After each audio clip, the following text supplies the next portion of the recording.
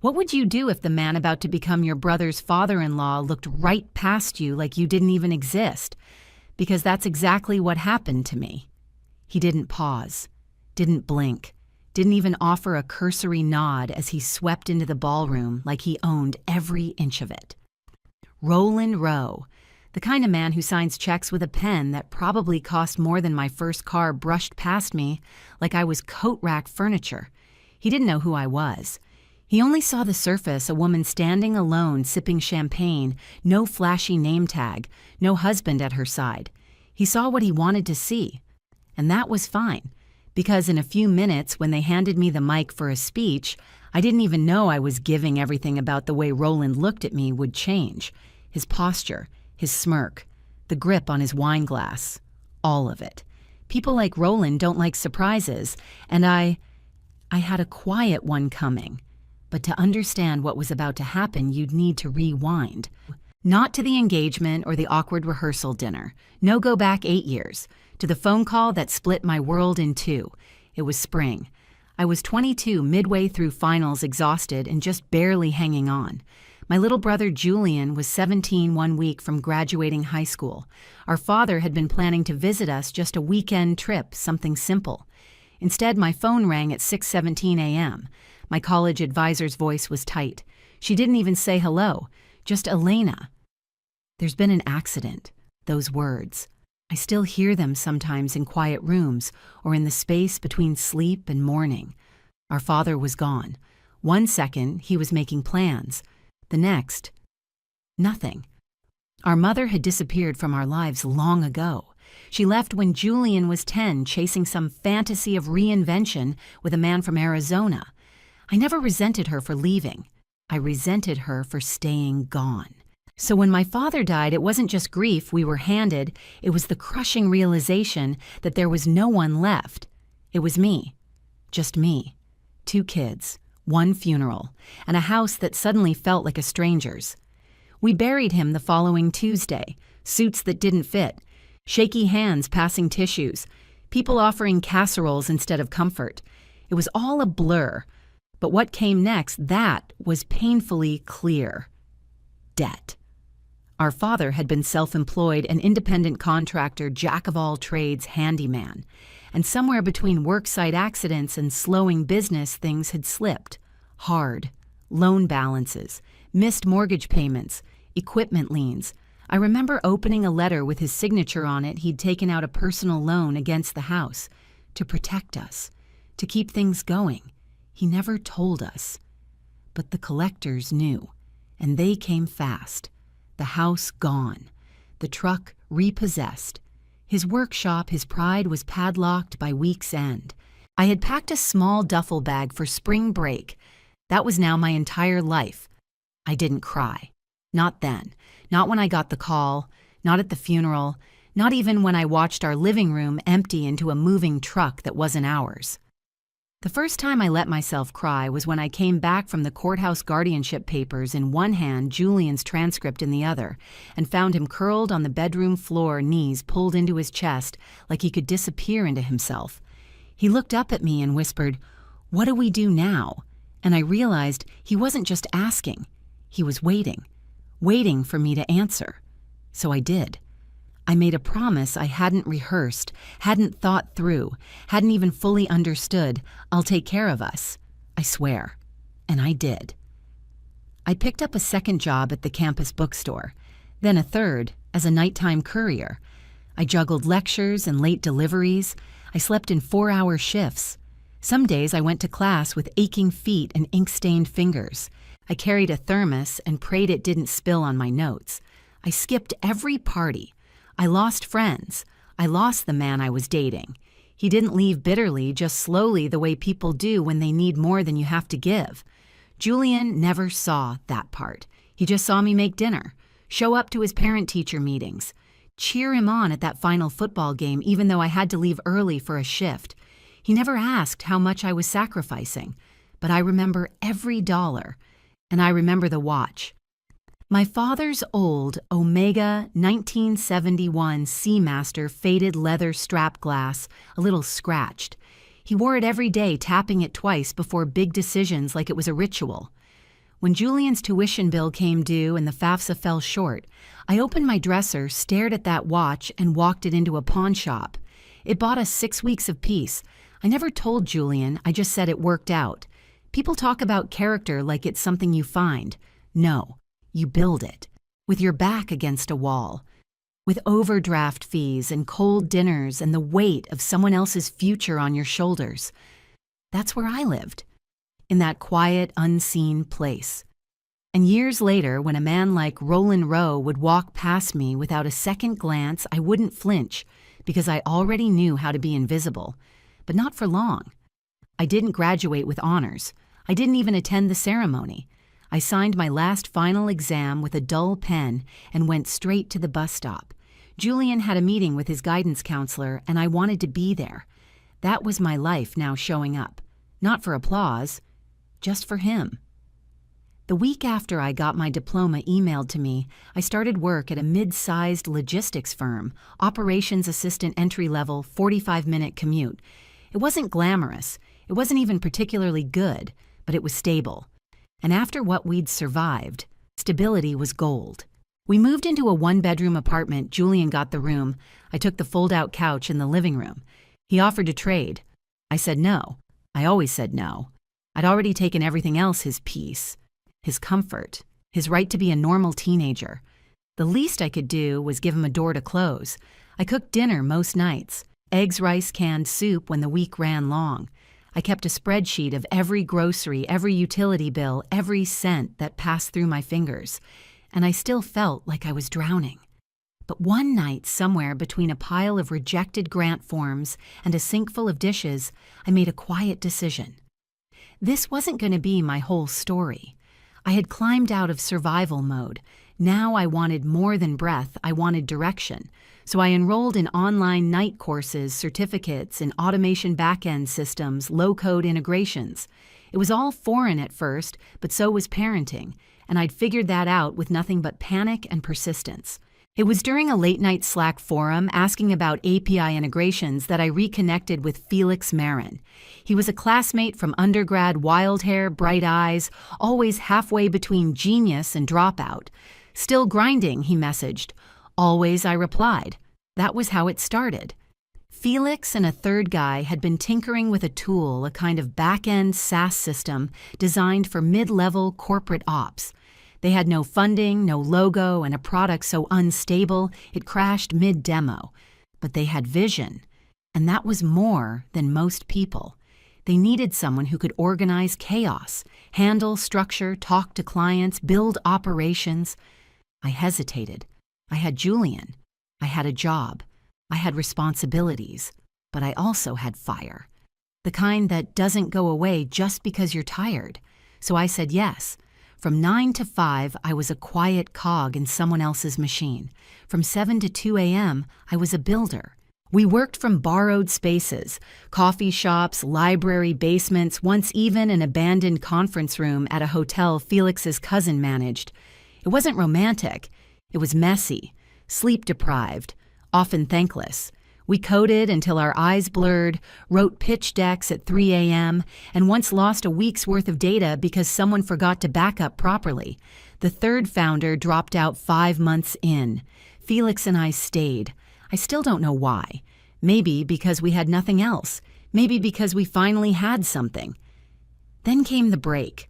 A corporate client agreed to test our tool. We promised 15% efficiency. They got 38%. They told 3 other companies. We didn't sleep for 3 days. Then a tech blog reviewed us, the quiet platform revolutionizing back-end ops. Our inbox exploded, but I still didn't quit my day job. Felix called me a masochist. I called it preparation. I'd lived through a world that disappeared overnight. I knew how fast comfort could vanish, so I hedged. I worked the phones by day and server issues by night. I handled angry clients during lunch breaks and bugs in the women's restroom with my laptop on my knees. Felix became the face. I became the foundation. He gave TEDx talks. I filed support tickets. And I was fine with that. I didn't need to be seen.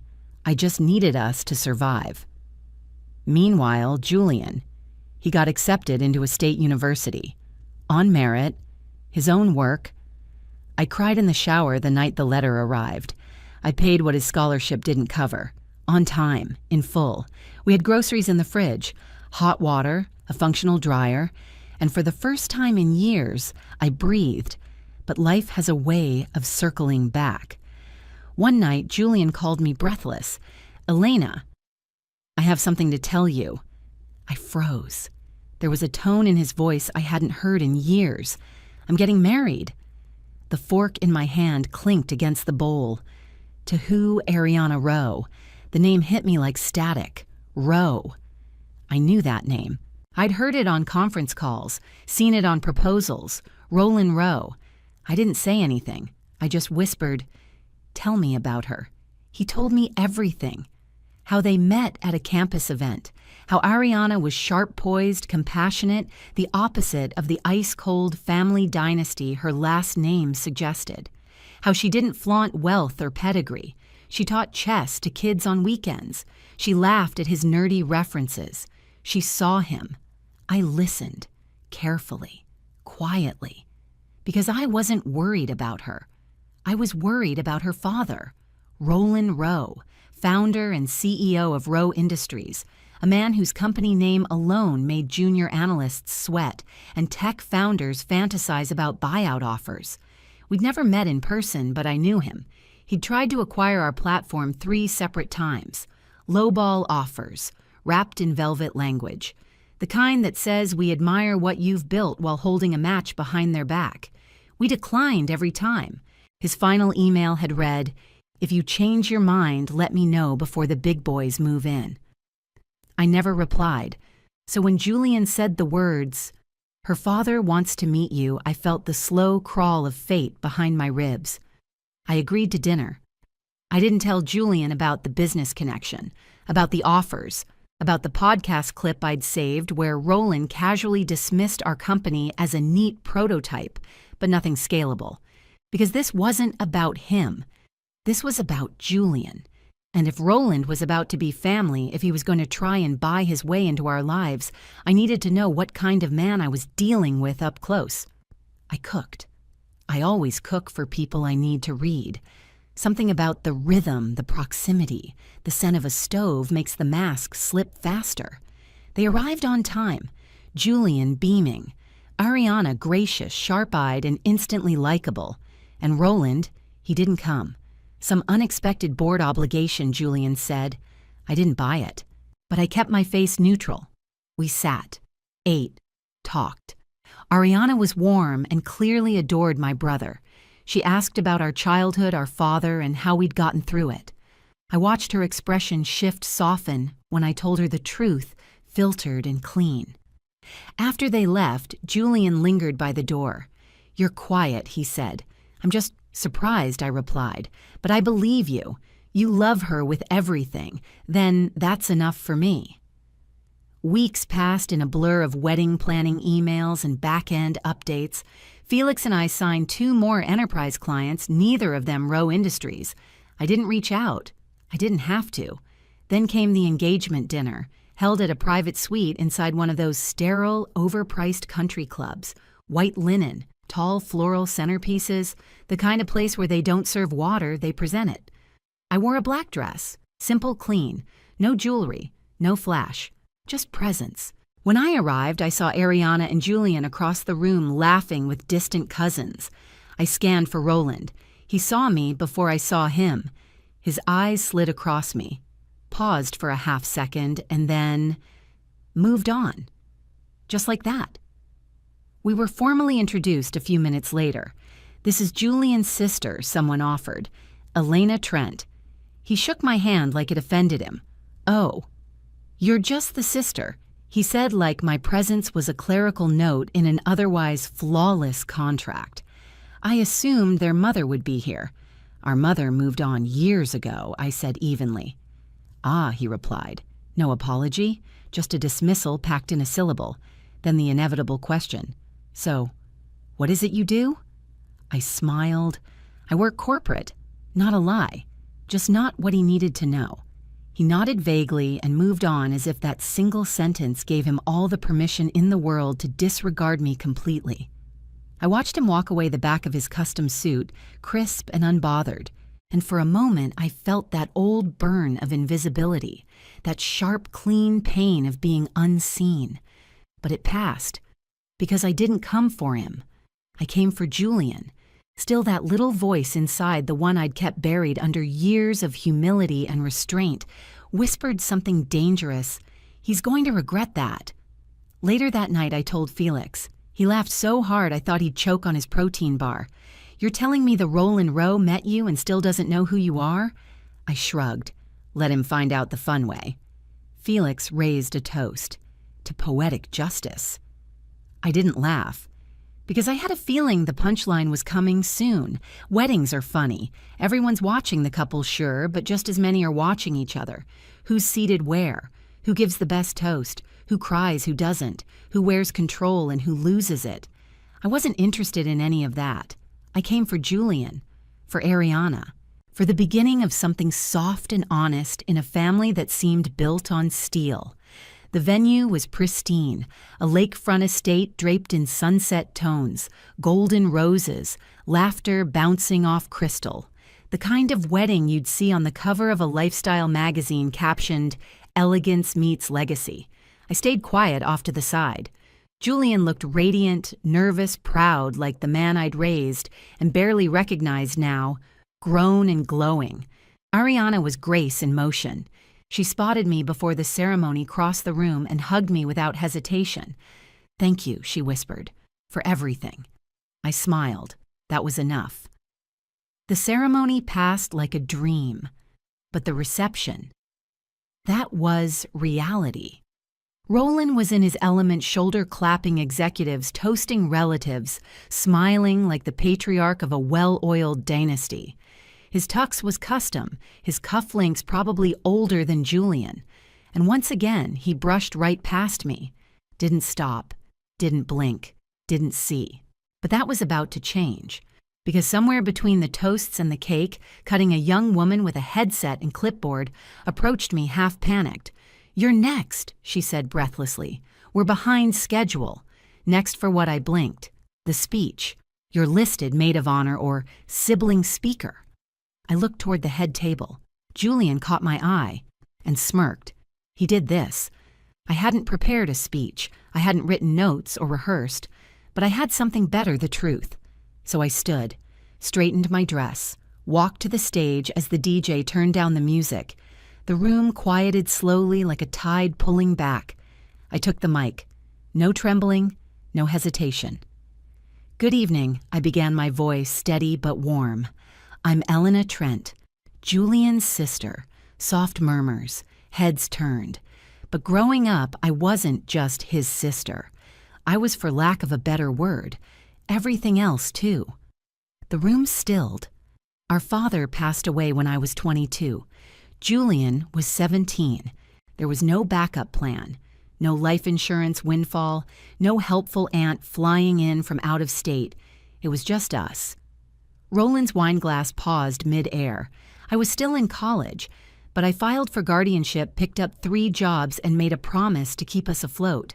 I cooked meals on a hot plate, delivered packages on foot, paid tuition with pawn shop cash, and Julian, he rose. Every step I took to hold things together, he met with resilience and grace. Across the room, Julian was crying, and so was Ariana. I glanced toward Roland. He had turned fully now, eyes locked on me. I continued. During those years, I also helped build something else, a startup. My co-founder Felix and I started with $87 and a glitchy Wi-Fi signal. Now our platform supports back-end operations for companies across the country. Some of you may even use it. A subtle ripple moved through the room. I let it land, but I didn't come here to talk business. I came to say this, Julian. You are the most remarkable human I know.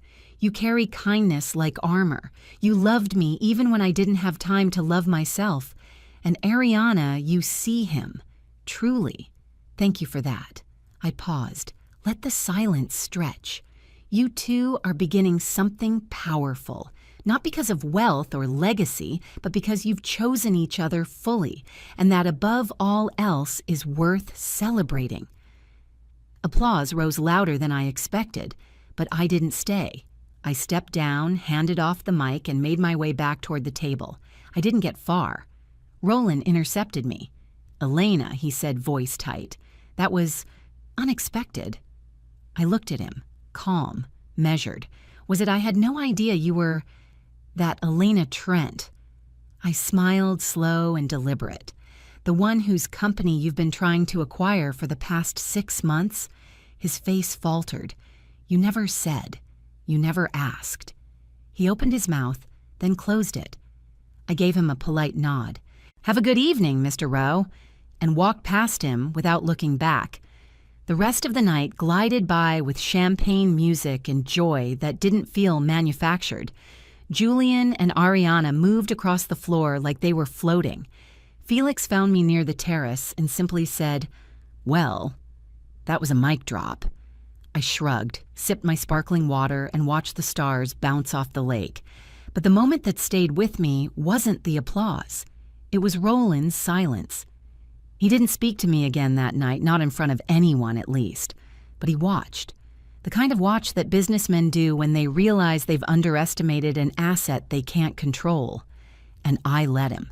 Because I'd already made my choice long before the wedding.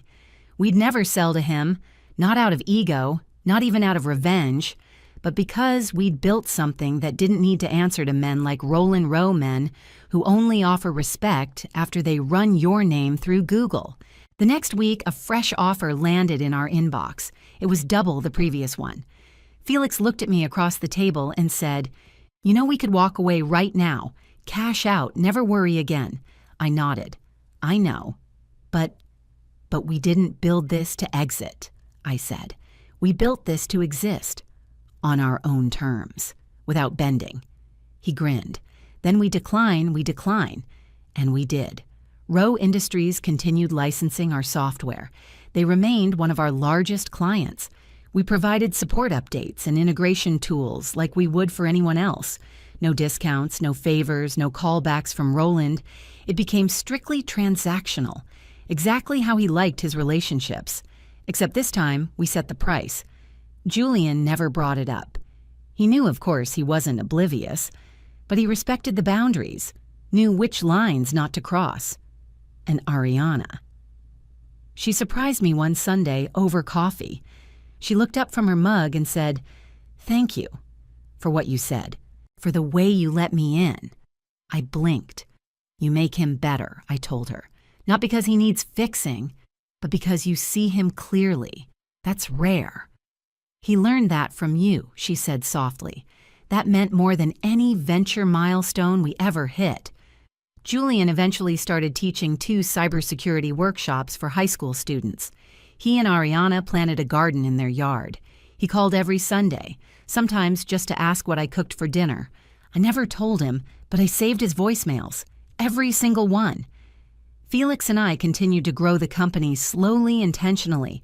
No outside investors, no flashy stunts, no race to be acquired, just solid tech, loyal clients, quiet power. That was enough. Sometimes I still get invited to panels and conferences. They want the elusive co-founder, the woman who built a platform and walked away from the spotlight. I say no mostly. Not because I'm afraid to be seen, but because I've learned something. People like Roland never understand. You don't need recognition to prove your value. You need peace. Peace is knowing you made it without cutting corners. Peace is knowing the people who matter know the whole story, even if the world never does. And peace is when your brother dances at his wedding, like he was never the boy crying on the bedroom floor. People like Roland build empires. They trademark their names. They buy buildings, slap on logos, and call it legacy. But I've learned legacy isn't built on visibility. It's built in quiet rooms during hard years with no witnesses. It's not measured in headlines or handshakes. It's measured in what survives after the applause fades. My legacy. It's my brother laughing in the kitchen on a Tuesday. It's the way he looks at Ariana like she's both compass and home. It's the garden they water on weekends and the young women Ariana mentors in coding workshops. It's the house with a swing in the backyard, not because it's fancy, but because joy belongs there. It's knowing that the version of Julian who once shook from grief now stands steady. That's the return on my investment, and it pays better than any acquisition ever could. Felix and I still run the company. We've turned down more offers than I can count. Not because we're stubborn, because we're rooted. We don't need a seat at someone else's table. We built our own. And if people like Roland finally recognize who we are, what we built, well, that's nice. But their recognition was never the goal, because true respect, it doesn't come from resume lines or stage lights. It comes from who you kept warm when the world went cold. It comes from how you show up before the cameras, before the toasts, before the mic. And if there's one thing this journey taught me, it's this. You don't rise by being loud. You rise by standing still in your truth, quietly, firmly, without apology. When people finally notice, let it be on your terms, not theirs. Because at the end of the day, what matters isn't who applauded you. It's who still had a roof because of you. It's who stood tall because you bent without breaking. And it's who walked into the world fearless because you lit the way. That's the kind of legacy I'll leave behind. And honestly, that's more than enough for me. If you've ever been underestimated or carried someone through their hardest season, drop your story in the comments. Hit like and subscribe if you believe quiet strength is still strength. Because sometimes the loudest impact comes from the ones who never needed to shout.